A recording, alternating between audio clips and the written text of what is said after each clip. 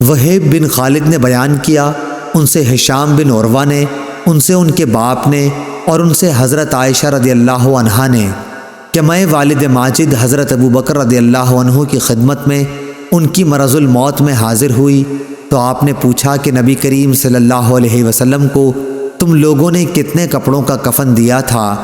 حضرت عائشہ رضی اللہ عنہا نے جواب دیا کہ 3 سفید دھلے ہوئے کپڑوں کا، آپ کو کفن میں قمیص اور عمامہ نہیں دیا گیا تھا۔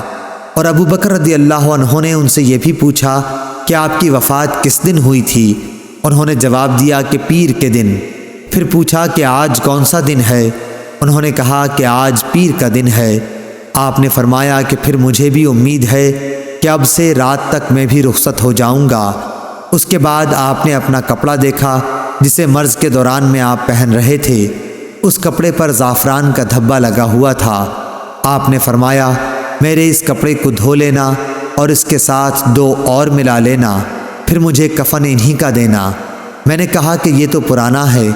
فرمایا کہ زندہ آدمی نئے کا مردے سے زیادہ مستحق ہے، یہ تو پیپ اور خون کی نظر ہو جائے گا۔